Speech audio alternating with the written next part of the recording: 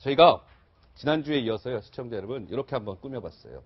키워드로 본 2017 장미 대선입니다. 5월 9일이 이제 대선이니까 정말 얼마 안 남았습니다. 40여일 정도 남은 것 같아요. 자, 첫 번째, 과연 누가 등장할까요? 보겠습니다. 요즘에 이분이 부쩍 굉장히 뉴스에 많이 등장하고 있어요. 보겠습니다. 홍준표 경남지사, 정동, 이거 뭡니까? 깜짝 놀랐네. 이게가 그 모래시계 예전 드라마 주제곡이잖아요. 홍준표 지사 하면 이 노래가 딱 떠오르잖아요. 근데 홍 지사가 오늘 어디 간지 아세요?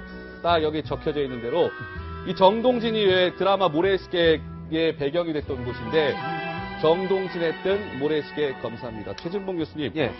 홍 지사가 요즘에 부쩍 하여튼 굉장히 분주하게 움직이고 있는 것 같은데 오늘은 딱 정동진 간 거 보니까 나 이래봬도 모래시계 검사야. 그렇죠. 이걸 얘기하고 싶은 거 아니었겠습니까? 그때 그 드라마의 인기라고 하는 것은요. 지금 케이블도 없어서 케이블 방송도 없을 때거든요. 네. SBS라고 모 방송사 SBS 이름을 얘기했네요. 그 방송사가 저 드라마 하나 때문에 엄청난 인기를 누렸어요. 그때 당시에 차가 안 다닐 정도였어요. 얼마나 유명했던지. 근데 그 모델이 바로 홍준표 지금 지사였던 거죠. 그때만 해도 정의감에 쌓여있는 점의감으로 똘똘 뭉친 검사의 이미지였어요. 친구를 처벌할 만큼. 그렇군요. 그러니까 이제 본인은 정동진에 간 것은 본인의 옛날에 그 이미지를 다시 회복시키려고 하는 거죠.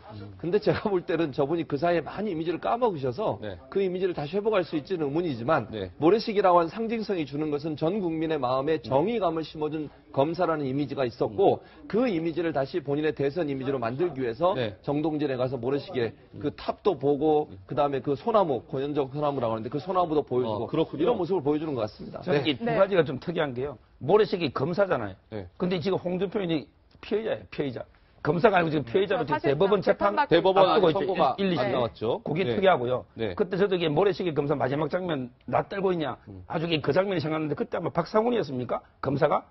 저는 그때 제 기억에 검사가 정말 품격 있는 아주 멋있는 분이었거든요. 네. 막말 같은 거 한 걸 제가 본 적이 없어요. 검사가. 그러니까 그 두 가지 점은 좀 지적하고 싶어요. 이게 이미지 개선을 위한 일종의 이제 정치적인 어떤 정치공학적인 노림수가 있지 않나 이런 생각을 하게 되는데요. 사실 이미지 개선하려면 네. 좀 좋은 말만 하셔야 되는데 오늘 오히려 가가지고 모래시계 공원 가서 우리 독서를 날리시. 오늘 모래시계 공원 네. 가가지고요. 알려줬던데요. 굉장히 홍 진사가 홍트럼프라는 별명 있잖아요. 김성환 평론가님. 네. 오늘 이제서야 기다리고 기다리던 영상이 따끈따끈한 영상이 도착했습니다. 오늘 홍 지사가 이제 저렇게 정동진에 있는 모래시계 공원을 찾은 거예요. 저도 지난해 다녀왔는데 근데 저기서 김성환 평론가님 뭐 문재인 전 대표를 겨냥해서 막 엄청나게 독서를 퍼부었다면서요. 문재인 전 대표 굉장히 미운 모양인데요. 1위 후보잖아요. 지지율 1위를 달리는 후보니까 문재인 전 대표와 자신은 동급이다 이런 걸 좀 강조하기 위해서 계속 지금 비판하는 얘기를 하는데요. 그 얘기를 보면 문재인은 박근혜 처벌하라면서 왜 자신은 노무현 대통령 뇌물에 대해서 해명을 안 하느냐. 박근혜랑 본인이 뭐가 다른지 한번 해명해보라. 뭐 이렇게 얘기를 했고요. 그렇군요. 노무현 정부 시절 문재인 전 대표가 비서실장을 맡지 않았느냐. 네. 그러니까 노무현 전 대통령과 가족 뇌물 받은 걸 운명적인 관계인 비서실장이 몰랐다면 최순실이 모른다던 박근혜 전 대통령 주장과 뭐가 다르냐. 그렇게까지 똑같다. 얘기했어요? 뭐 이런 얘기를 했는데요. 네. 그게 양동작전을 쓰는 것 같다는 생각이 들어요. 저는. 어떤 양동작전이요? 그러니까 사회 정의를 네. 구현하려고 했던 모래시계의 어떤 이미지, 긍정적인 네. 이미지를 부각하는 것과 함께 네. 지금 이제 문재인 전 대표 측을 공격하거나 또 야권에서 굉장히 극히 싫어하는 노무현 전 대통령을 공격하는 발언들을 계속 하잖아요. 네. 그러니까 이 공격하는 발언은 자신의 지지층을 공고하게 하기 위한 일종의 수단이고 네. 그리고 이미지 개선을 하는 거는 그러니까 지지층을 확장하기 위한 전략. 그러니까 비호감도가 한 여론조사 결과가 보면 81%까지 된다 그러잖아요. 비호감도를 좀 비호감도가 너무 높아요. 낮춰줘야 지지율이 올라가는 현상이 나타나기 때문에 그런 양동작전을 지금 쓰는 거 아니에요? 재밌는 게 홍 지사가요. 그러니까 비호감도가 무지 높잖아요. 네. 한 라디오 인터뷰에서 이제 앵커가 물어본 거예요. 홍 지사님 그 비호감도가 너무 높은 거 아니에요? 그때 홍 지사 답변이 뭐였는지 아세요? 일을 열심히 하기 때문에 비호감도도 높은 거예요. 일을 안 하면 비호감도가 높을 일이 없습니다. 라고 얘기를 하던데 시청자 여러분들은 얼마나 동의하시는지. 자, 그런데 이 홍 지사가 요즘에 보면 약간 이 발언이 오락가락 한다는 느낌이 조금 있어요. 그래서 저희가 홍 지사의 최근 발언들을 한번 영상으로 좀 모아봤는데요. 함께 한번 만나보시겠습니다. 어디 자문을 구할 데 없어가지고 지저분한 애들하고 노는 허접한 여자한테 인사도 물어보고 정책도 물어봤냐. 순양인 줄 알고 뽑았는데 황당이었다. 경선실이 박근혜 시장이다. 참 의의가 없는 지금까지 밝혀진 바에 의하면 자기가 사익을 그냥 개인이 먹은 돈 하나도 없습니다. 기껏 얻은 게 최순실이한테 500번 얻은 거는 있더라고.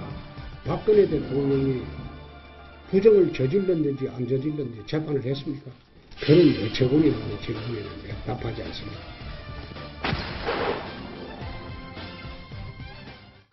그러니까 예전에는 박 전 대통령을 향해서 그러니까요. 황당이란 말까지 했는데 요즘에는 뭐 재판 받고 있는 거 있느냐 이러면서 모르겠어요. 이게 왜 그러는 건지. 아니, 그러니까 아니, 친박 입장에서는요, 홍 지사가 이게 적인지, 악인지 그러니까요. 헷갈릴 것 같아요. 아니 근데 네. 너무 당연한 것 같아요 저는. 왜요? 오락가락 할 수밖에 없는 게 왜요? 왜냐하면 왜요?